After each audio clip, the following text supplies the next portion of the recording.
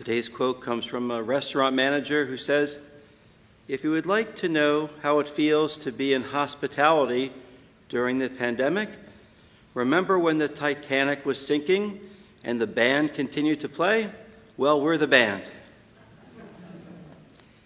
Today I'd like to focus on the first reading, the famous reading from St. Paul to the Ephesians, all about marriage and how we're called to live that sacrament. Now, Ephesians chapter 5, try to study this chapter. It begins first by Paul telling us to be imitators of God, to follow God's example. Well, how do we imitate God? What was God's example? Look at the crucifix, look at the cross. The Word became flesh and dwelt among us. God, who is supreme, who is our Creator, became a little baby.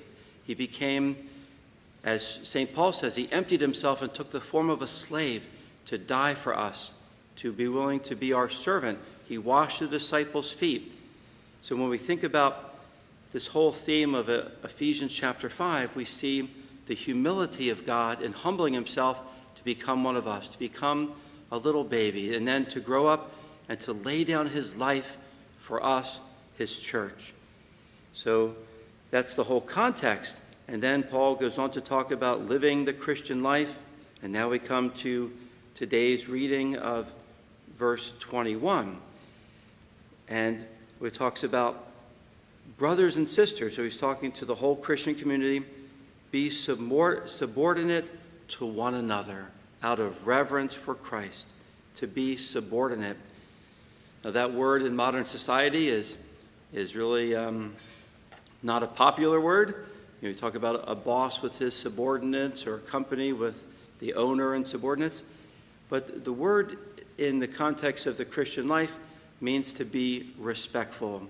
It means to show reverence, to show honor. And Paul first says, be subordinate to one another, to show respect and honor to one another. Why? Out of reverence for Christ. We know in Scripture, Jesus says, whatever you do to the least of my brethren, that you've done unto me. Why should we show reverence and respect to one another? Because out of reverence for Christ, that Christ is present in that person. So we should have the attitude of respect towards one another, regarding the other person as greater than ourselves. And that is the Christian mindset. St. Paul says, have the mind of Christ. And then we get to a sentence that a lot of people in modern society don't like. Wives, be subordinate to your husbands as to the Lord. Sometimes it's translated be submissive, be subordinate. And that this is, out of 30 years of doing weddings, this is not the most popular wedding choice among the couples. Everybody chooses 1 Corinthians chapter 13. Love is patient, love is kind. But then we look at this in the whole context of how God became one of us, how he lowered himself to die for us. So we put it in that context. And yes, wives, be subordinate to your husbands. It says, as the church is subordinate to Christ. And then he says to the husbands, husbands, love your wife even as Christ loved the church. Incredible. How did Jesus love the church? Just look at a crucifix.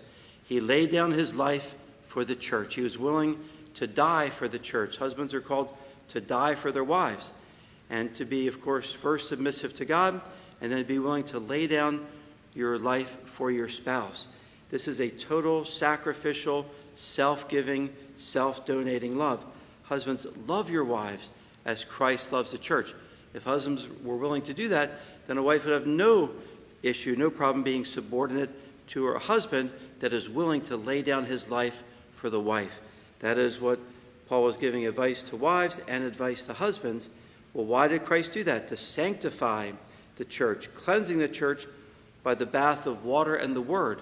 When Christ died, the soldier thrust a lance through Jesus' side, out flowed blood and water to wash the church, to wash away the sins, and to be able to purify the church so that it will be without spot or wrinkle in the kingdom of heaven.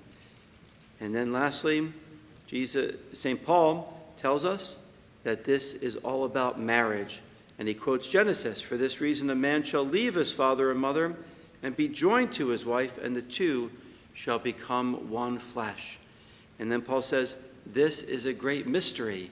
The word Greek mysterion is translated into Latin as sacramentum, into English as sacrament. So he's saying this is a great sacrament, namely the sacrament of matrimony. Marriage between husband and wife is a great mystery, a great sacrament, because it has reference to Christ and the church. So as Jesus laid down his life for the church, so Christ lays down his life for us.